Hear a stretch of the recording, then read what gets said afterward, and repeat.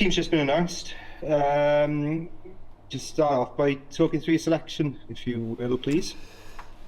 Yeah, in terms of why we've selected what we've selected, or the changes, Yeah, talk through the changes then. Obviously, good to see Dewi back. Start off with, I suppose. Yeah, we as I said last week, really leading into last week's game, we selected last week's team based on the season run-in as opposed to the fixture in isolation.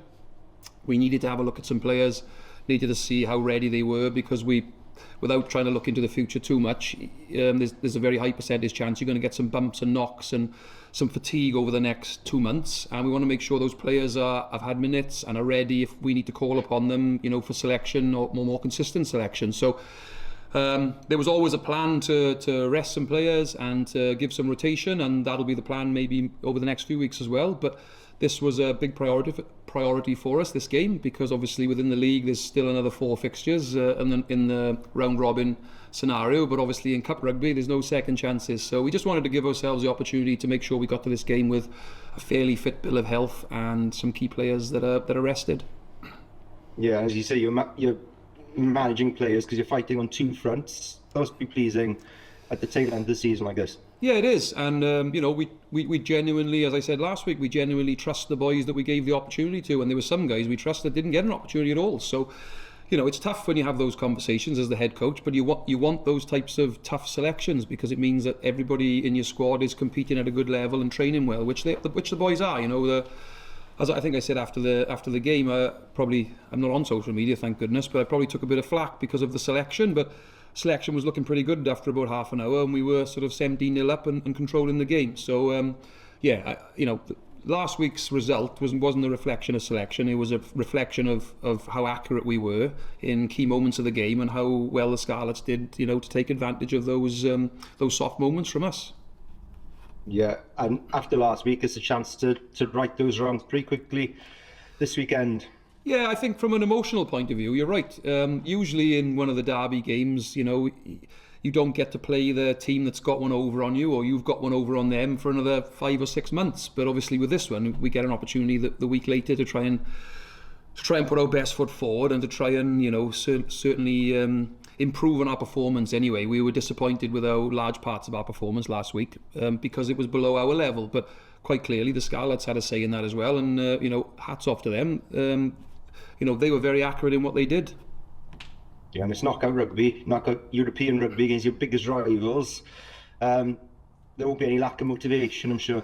No, absolutely. There's never any lack of motivation with the derbies. The difference this week is we're in front of our home crowd, and we're in front of hopefully the majority of our supporters. And I've got to say, the away supporters last week for us were good. They were loud and they were right behind the team, and they were awesome in Connaught in particular in terms of the run-in for that game as well, and they were very vocal. So we're hoping for a big crowd, an energised crowd, and we want to make it a really positive environment for our players to go and perform.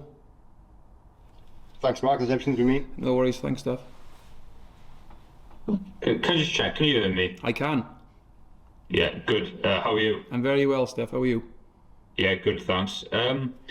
If you do win this weekend, obviously you have the home quarter final, and we know that the finals in Cardiff. Internally, is this competition one you're actively speaking about, targeting to win? Because you look at the draw, you look like you're well placed to have a real crack at it.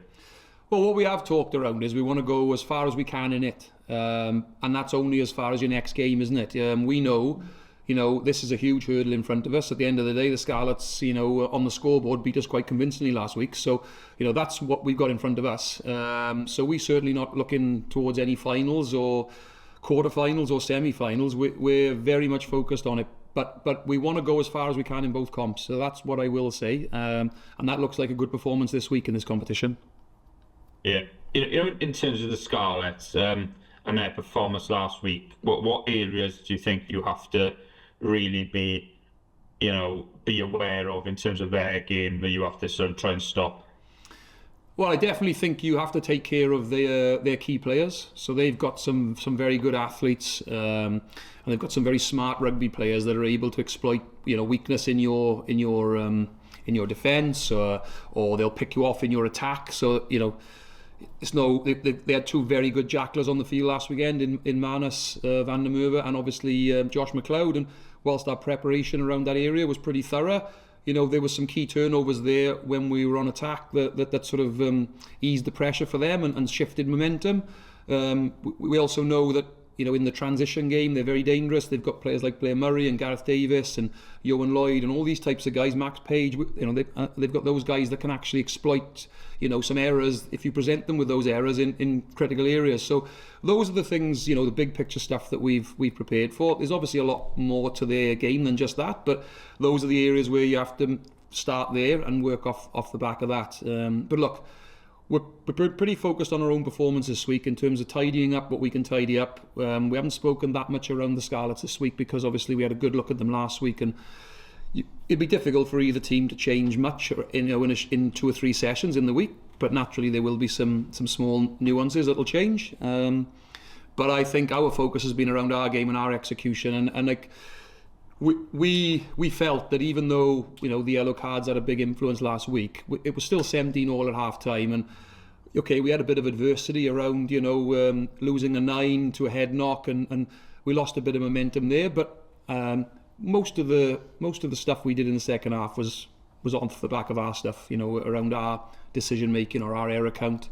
So we just got to make sure that we get our own house in order, and then we can start thinking about the Scarlets. You mentioned you lost a 9 to head knock, so Kieran Hardy's not involved this week because of injury, obviously. Yeah, look, the suggestion was like he recovered great after the game. He's been feeling great all week. He's ticked every box really, but it's more a case of because of his history, it's suggested that he has 12 days, not the 7. So our medics quite rightly are making sure we put the player first around that, and we're lucky enough. We've got good 9s, as I've said here before. We've got Ruben and we've got Lukey Dye, and then we've got Scotty Whitelock, who's sort of our 4th 9, if you like, and he's learning his trade. So we're lucky we got depth in that position, and again, that was part of the reason why we didn't force players back into the squad last week. We wanted to make sure that we had some good depth going into this week's game should we get bumps. Yeah. How important is it to have Kieran Williams back? Because he's been a big part of, the uplift in your form over the past couple of months.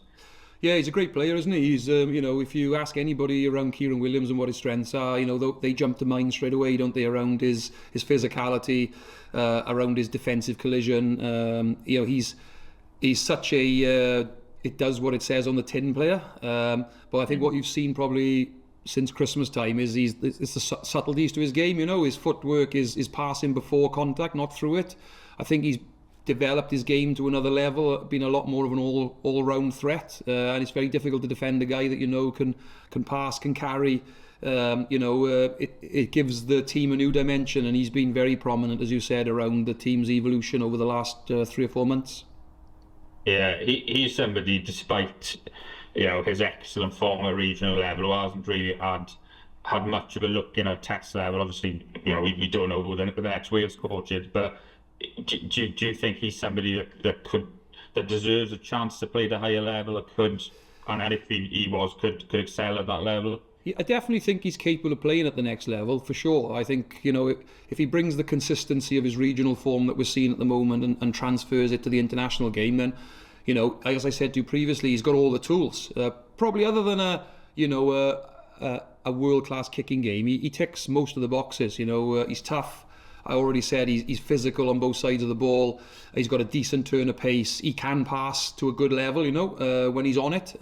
So I think he's got enough. There's a lot of players in international rugby that haven't got the rounded skill set that Kieran's got. And we're trying to develop his communication and that side of his game. And I think the one thing I'd say around Kieran is a lot of the training sessions these days are done at like a lower intensity, body in front. They're not full contact.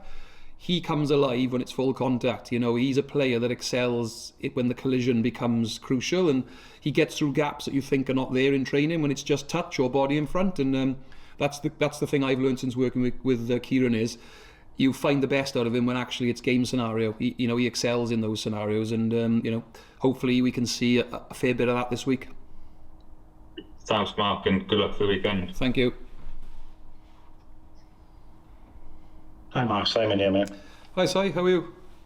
Yeah, good. Just one quick one for me. Steph's asked you about Kieran there. I wanted to ask you about your other centre, Ivadi Boshoff, because maybe a little bit of an unsung hero, but I would guess he's become increasingly important for you, with the losses you've had in that position. And he does seem a very consistent player. Oh, he is. He's very consistent trainer. And actually, he and Dan Cassande, for those people who perhaps not aware, they've come off the back of a Currie Cup season as well. So they're basically going nearly 12 months here around training and playing. So I think for those boys to still be coming into the building with awesome energy that they're bringing, and then obviously the quality they brought on the field, fair play to them, and they're driving a lot of the standards around our environment. And as you say, because we've had some unavailability and some injuries in midfield, he's become a really important cog in what we're trying to do. But I have to say, I thought Owen Williams was top notch last week. I thought he played really well in the midfield. So we're fortunate we got 3 players there at the moment that are very capable of rotating around. And you've got the people like Phil Cockiner-Singer then and Tom Florence who are kicking around in the background trying to put pressure on those boys.